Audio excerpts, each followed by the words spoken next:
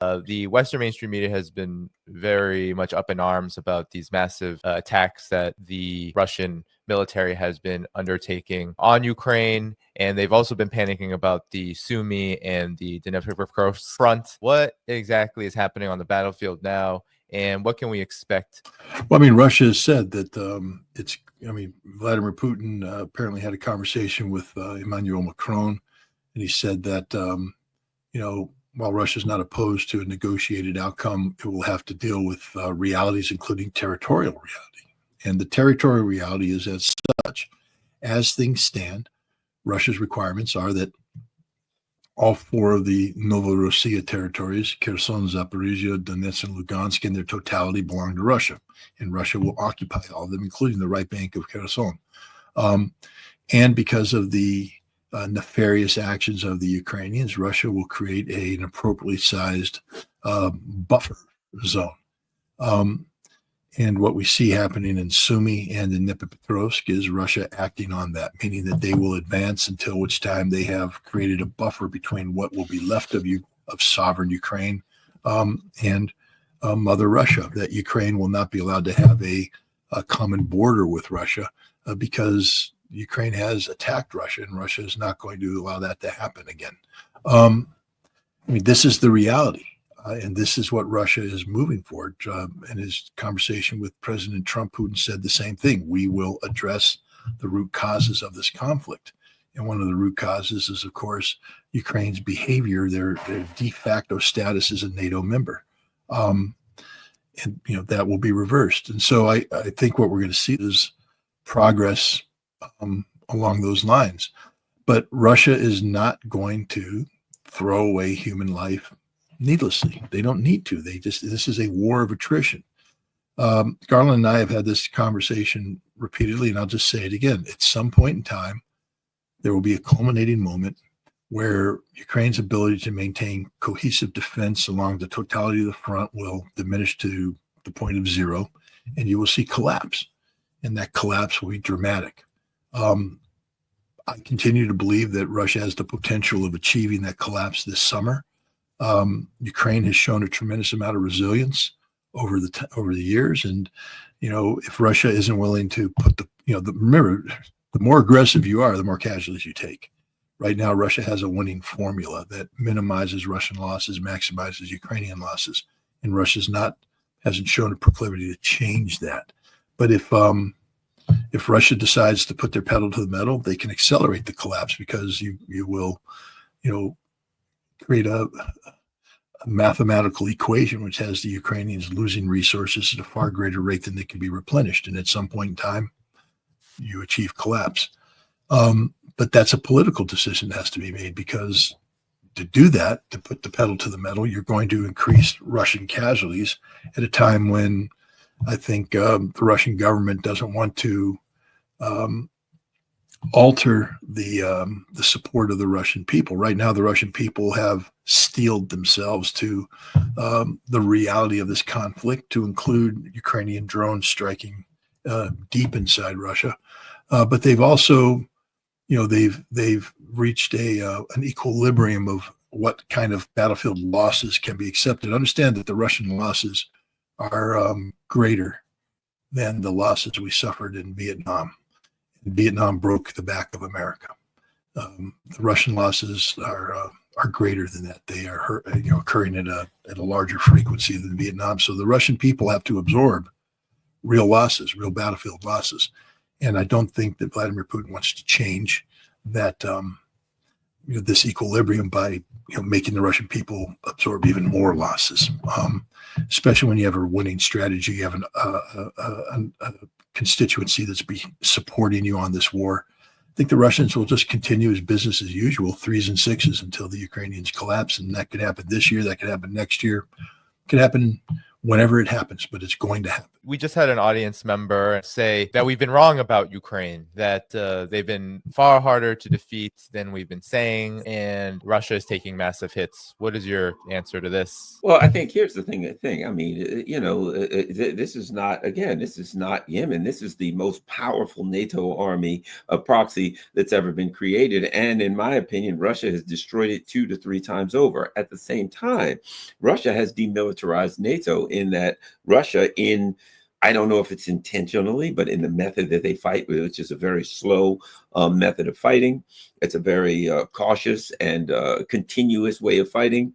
I think that they have demilitarized NATO. They have been very effective. I mean, it was a 1 million man army, and they've been adding people the whole time. So let's not pretend that this was ever going to be a cakewalk for anyone, for Russia, et cetera. It was the combined might of all of NATO focused and concentrated on Russia. At the same time, there was a full spectrum attack. Add terrorist attacks.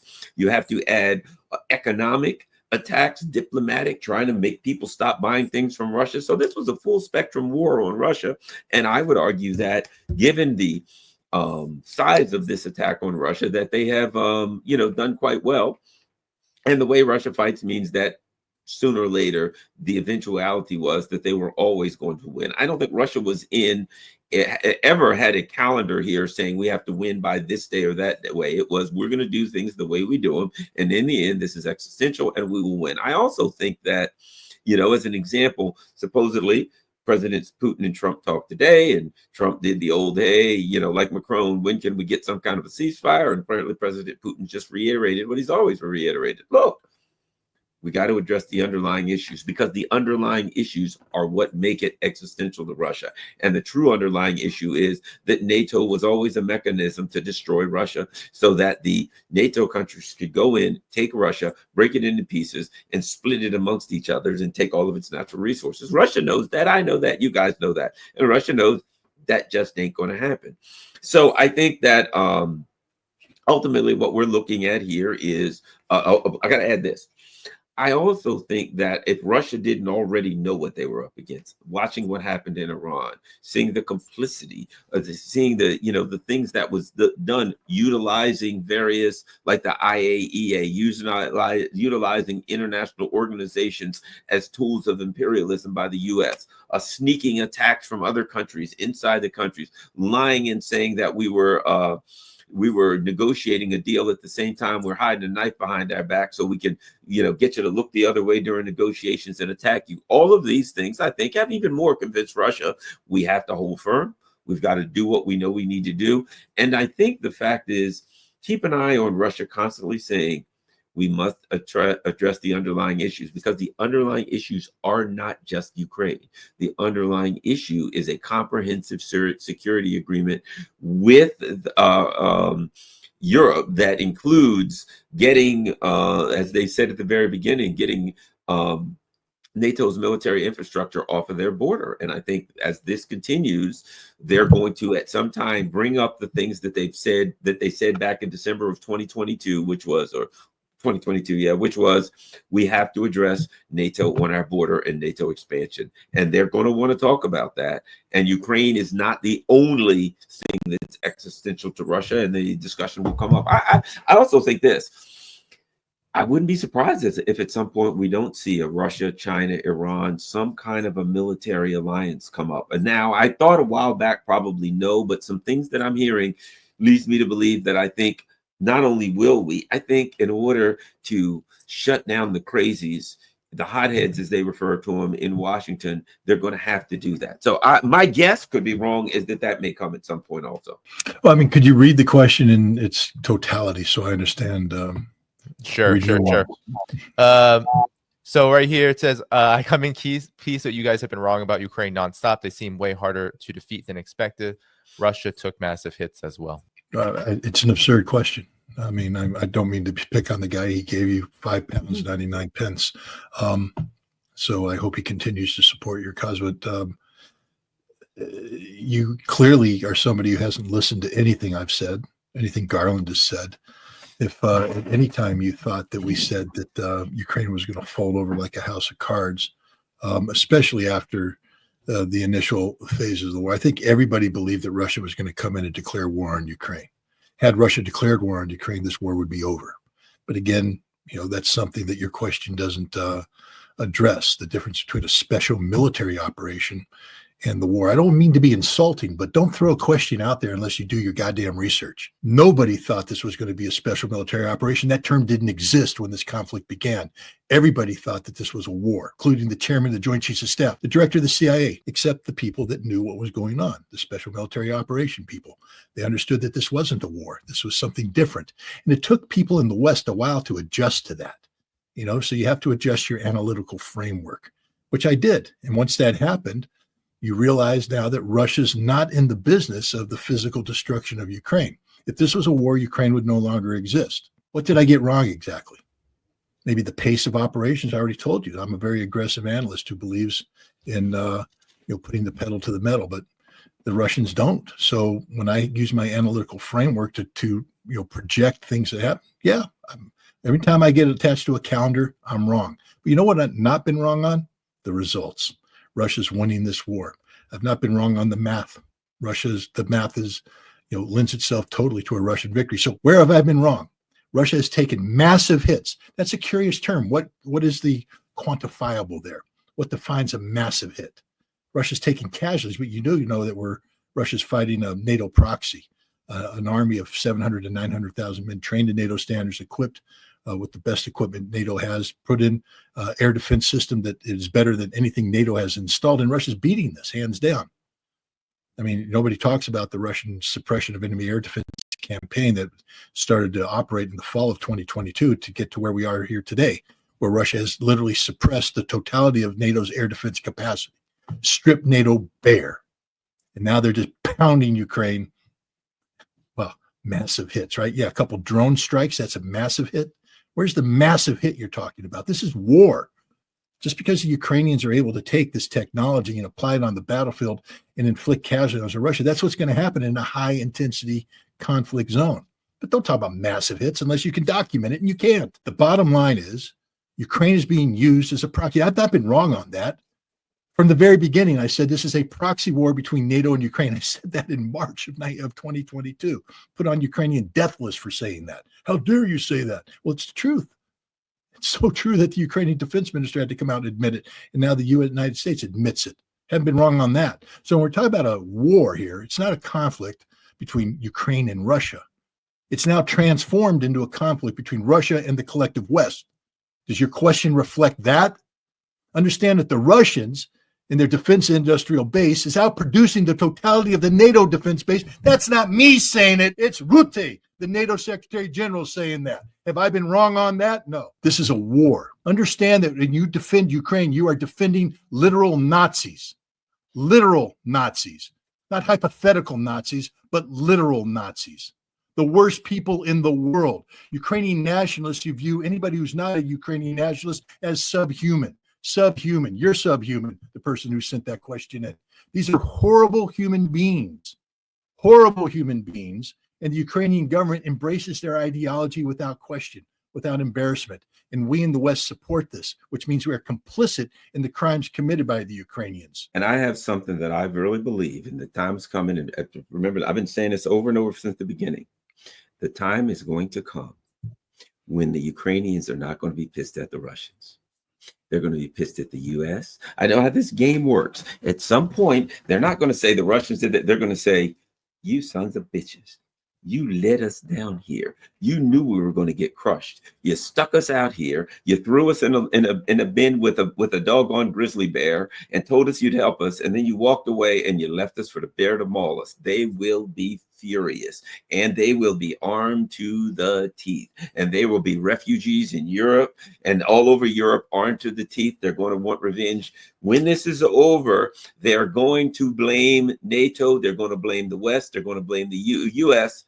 And here's the problem. They'll be right. So there's a good possibility that there will be an internal civil war with various factions fighting in Ukraine, but at least some of those, and I predict the Nazi faction is going to come after people in Europe furious at the people in Europe. You know, they're planning on, well, after this is over, we'll have these CIA and MI6 operatives that to continue a dirty war on Russia. I think that dirty war is going to be on the West.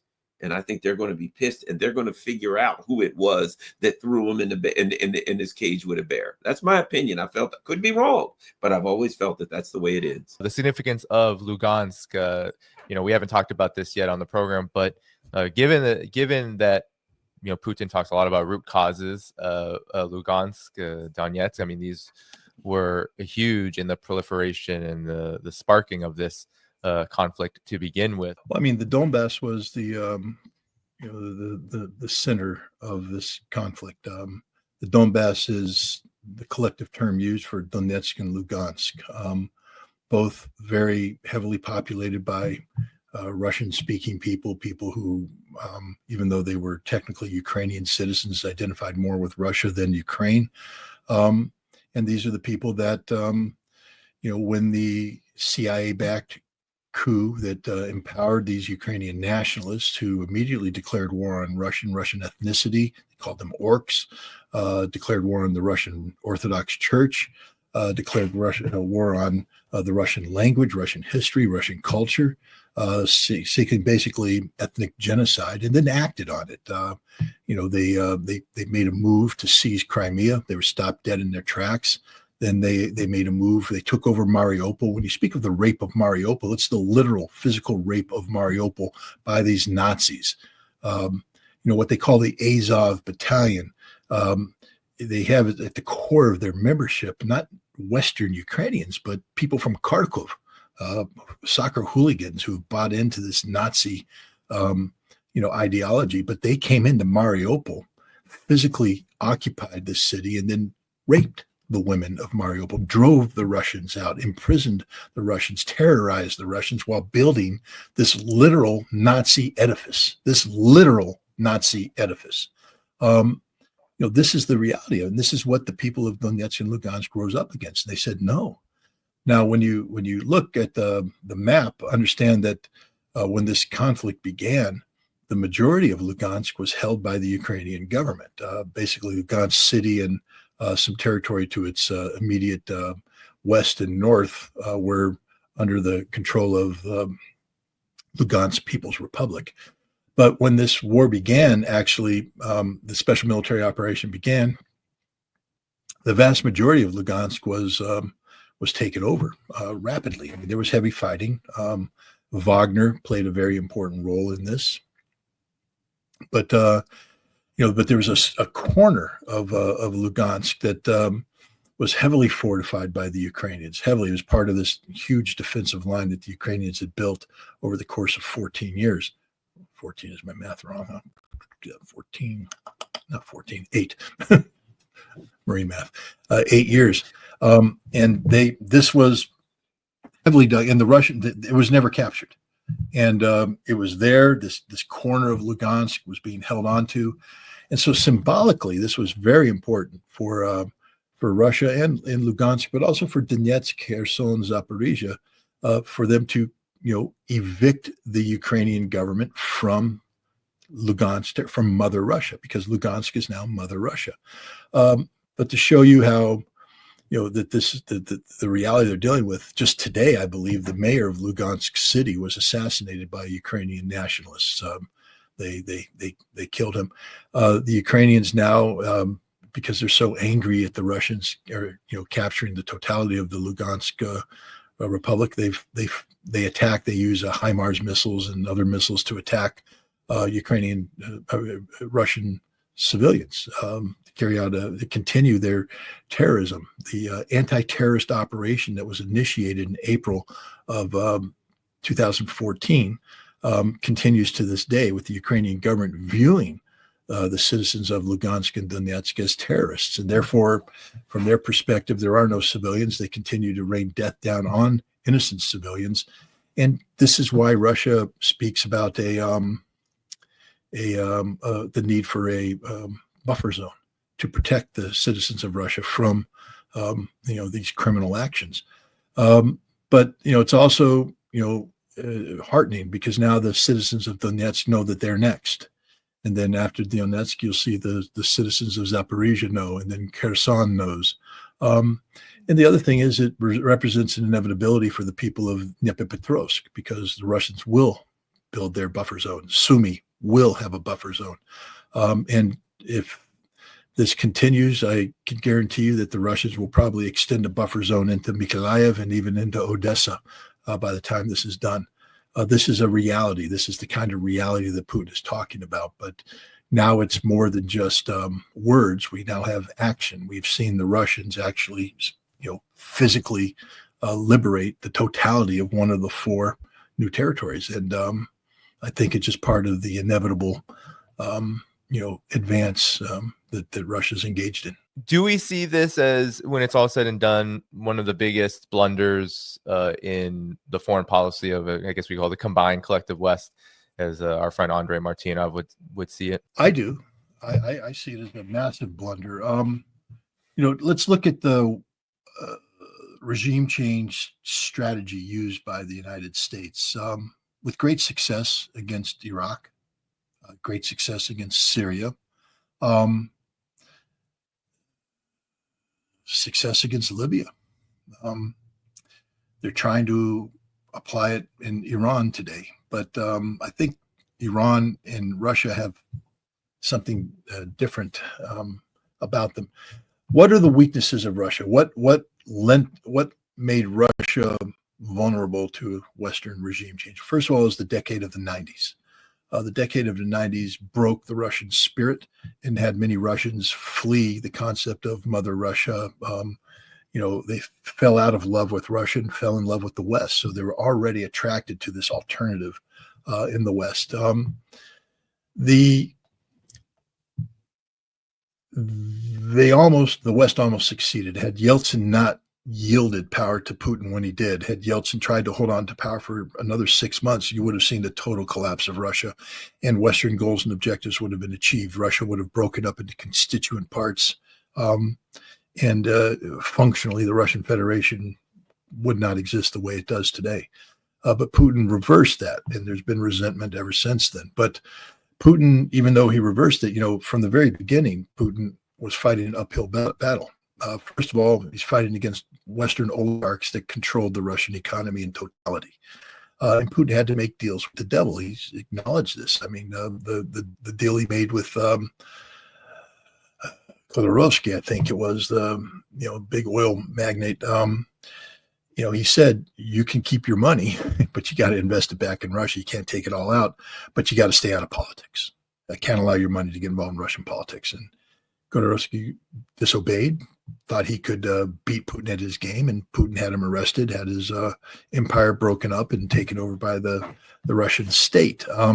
But this was a constant balancing act with the oligarchs, and it was always a problematic because with the oligarchs comes corruption, and there was corruption throughout Russia, and there still is corruption throughout Russia. Many of the political structures that exist in the provinces are a byproduct of the 90s. They're legacy of the 90s. Putin hasn't weeded them out yet because it's almost mission impossible to do under normal circumstances.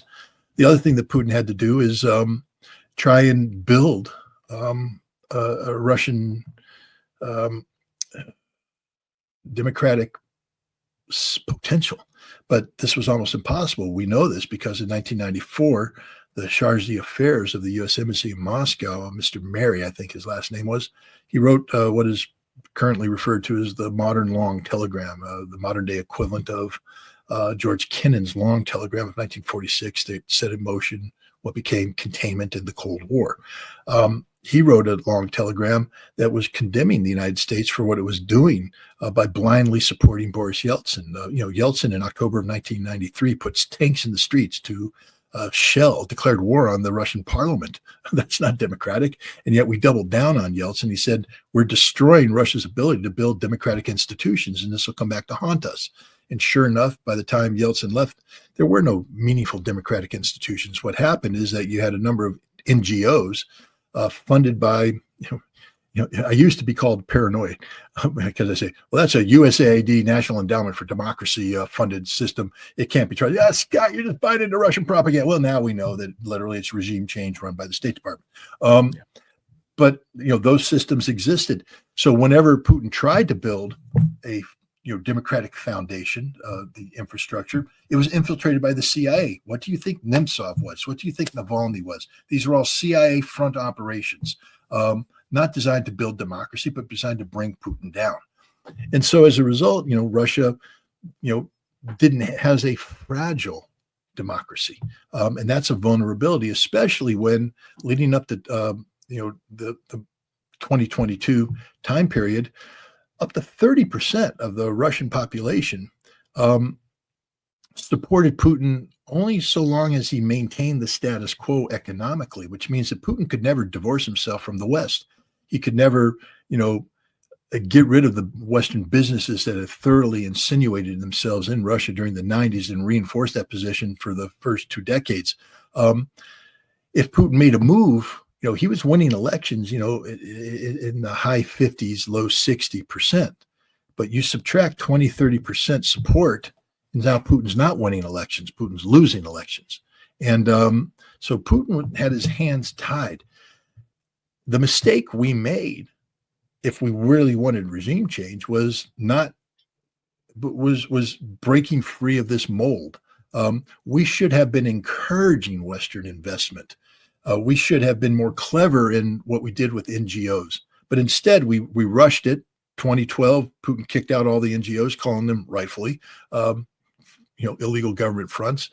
2014, we did the coup d'etat in Kiev, installing a nationalist movement that. And look at the naivety of Putin. Even at this point in time, he wanted peace. He agreed to the Minsk Accords. He agreed to negotiations. He continued to do that despite the violations by the Ukrainians, despite knowing what the United States was up to. He went along with this because he didn't want a war. In retrospect, we made a huge mistake because now we know that Putin wasn't what the West was saying he was, this war-mongering maniac. He was a leader who was struggling with serious problems inside Russia, who did not want a conflict with the West and was willing to make whatever compromises necessary to avoid that conflict. But we pushed the issue.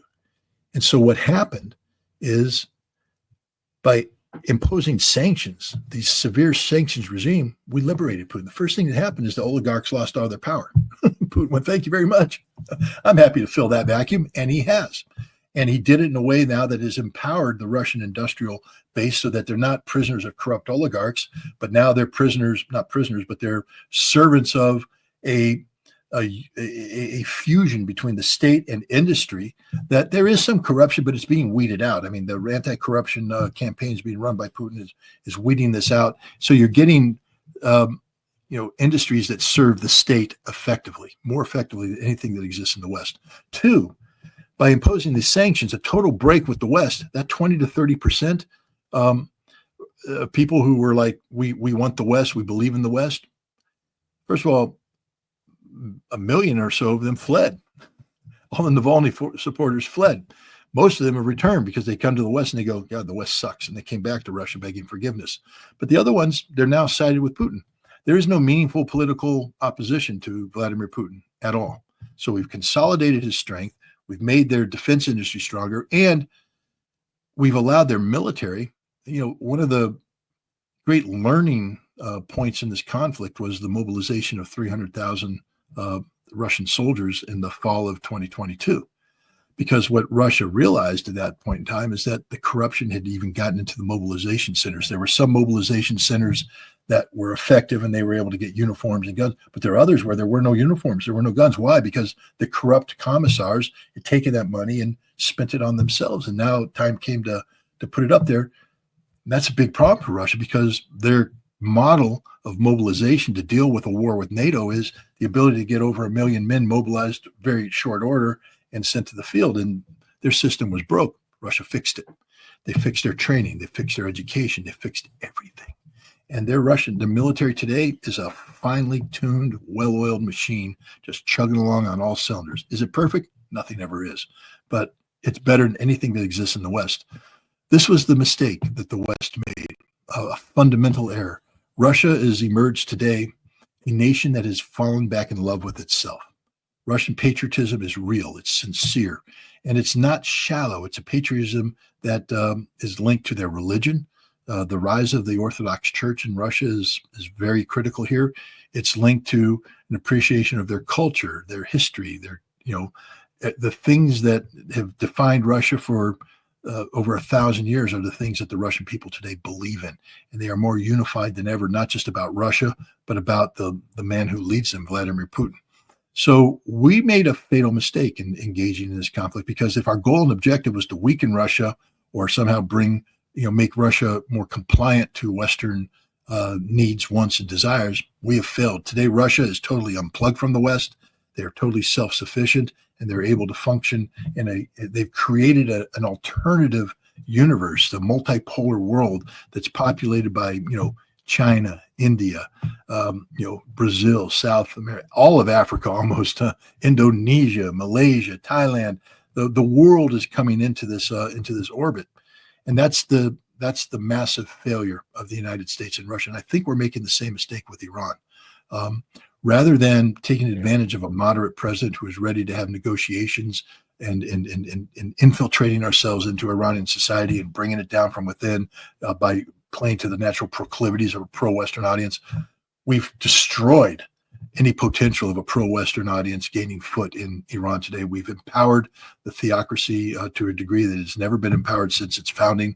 And Iran is a stronger nation today. So we made a fatal mistake there, pretty much modeled on the fatal mistake we made with Russia.